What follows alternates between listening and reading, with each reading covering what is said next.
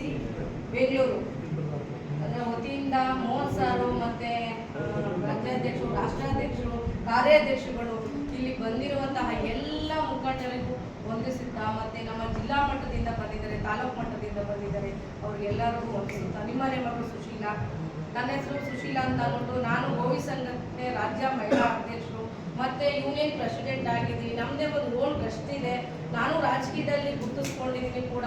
ನಮ್ಮ ಜಯನಗರ ಕ್ಷೇತ್ರದಲ್ಲಿ ಇಡೀ ರಾಜ್ಯ ಓಡಾಡ್ತಾ ಇರ್ತೀನಿ ನಾನು ಕೂಡ.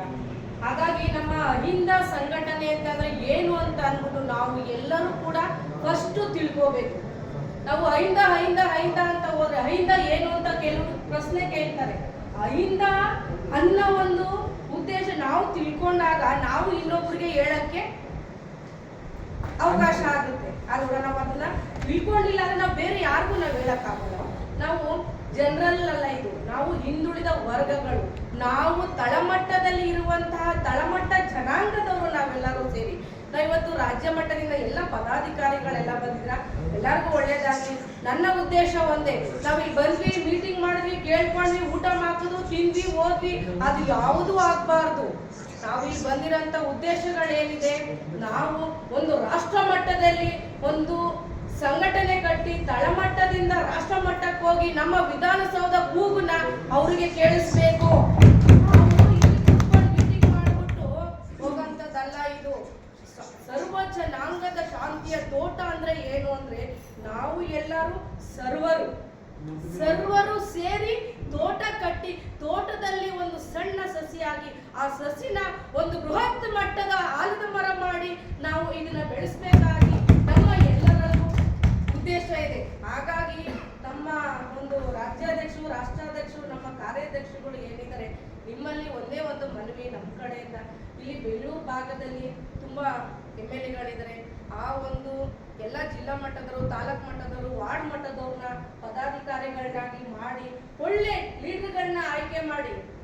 ಈಗ ಕೆಲವು ಏನಾಗೋಗಿದೆ ಅಂದ್ರೆ, ನನಗೆ ಗೊತ್ತಿರೋಂಥ ವಿಚಾರ, ಎಲ್ಲ ID ಕಾರ್ಡ್ಗೋಸ್ಕರ ಬರ್ತಾರೆ. ನೋಡಿ, ನಂದು ID ಕಾರ್ಡ್ ಇದೆ, ID ಕಾರ್ಡ್ಗೋಸ್ಕರ ಬರ್ತಾರೆ, ಹೆಸರು ಮಾಡಕ್ಕೋಸ್ಕರ ಬರ್ತಾರೆ. ಆದ್ರೆ ಸಂಘಟನೆಯಲ್ಲಿ ತಳಮಟ್ಟದಿಂದ ಕೆಲಸ ಮಾಡೋರು ಯಾರು ಬರಲ್ಲ. ಯಾಕೆ ಈ ವಿಚಾರ ಹೇಳ್ತಾ ಇದ್ದೀನಿ, ಇದು ನನಗೆ ಗೊತ್ತು. ನನ್ನ ವಯಸ್ಸು 18 ವಯಸ್ಸಿಗೆ ನಾನು ಸಂಘಟನೆ ನೋಡಿರೋಳು. ನನಗೆ ಇವಾಗ 43 ವರ್ಷ. ಹಾಗಾಗಿ ನನಗೆ ಗೊತ್ತಿದೆ ಯಾವ ಸಂಘಟನೆ ಯಾರು ಹೆಂಗ್ ಮಾಡ್ತಾರೆ. ನಾವು ಚೋಕಿ ಹಾಕೊಂಡು ಬಣ್ಣ ಹಾಕೊಂಡು ನಾಟಕ ಮಾಡೋಂಥವ್ರಲ್ಲ.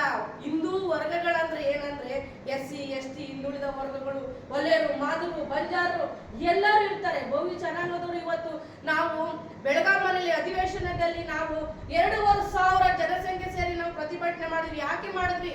ನಮ್ಮ ಜನಾಂಗಕ್ಕೆ ಒಳ್ಳೇದಾಗ್ಬೇಕು, ನಮ್ಮ ಮಕ್ಕಳು ಮೊಮ್ಮಕ್ಕಳುಗಳಿಗೆ ಒಂದು ಭವಿಷ್ಯ ರೂಪಿಸ್ಕೊಡ್ಬೇಕು ಅಂತ ಅಂದ್ಬಿಟ್ಟು ನಾವು ಸ್ಟ್ರೈಕ್ ಮಾಡಿದ್ವಿ. ಹಾಗೆ ಕೂಡ ನಾವು ಮಾಡ್ಲೇಬೇಕು ಮುಂದೆನೂ ಕೂಡ ಅಂತ ಅಂದ್ಬಿಟ್ಟು ನಮ್ಮ ರಾಜ್ಯಾಧ್ಯಕ್ಷರಿಗೆ, ರಾಷ್ಟ್ರಾಧ್ಯಕ್ಷರಿಗೆ ಕೇಳಿಸ್ಕೊತೀನಿ. ನಮ್ಮಲ್ಲಿ ಏನಾದ್ರು ತಪ್ಪಾಗಿದೆ ಕ್ಷಮೆ ಇರಲಿ.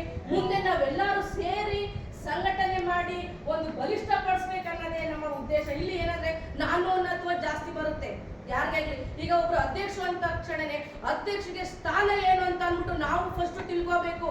ರಾಷ್ಟ್ರಾಧ್ಯಕ್ಷ ಏನಂತ ಅಂದ್ಬಿಟ್ಟು ಆ ಸ್ಥಾನ ಏನು ಅಂತ ಅಂದ್ಬಿಟ್ಟು ನಾವು ತಿಳ್ಕೋಬೇಕು. ಅಯ್ಯೋ ಅದು ಅವರ ಅನ್ನ ಹಿಂದೆ ನಮ್ಮಿಂದ ಬೆನ್ನು ತೋರಿಸ್ತಾ ಇರ್ತಾರೆ. ಅಲ್ಲವರ ಬಂಧುಗಳೇ, ನಾನು ಹೇಳೋದು ಒಂದೇನೆ, ನಾವು ಎಲ್ಲರೂ ಕೂಡ ನಾನು ಅನ್ನೋ ಬಿಟ್ಟು ನಮ್ಮದು ಅನ್ನೋ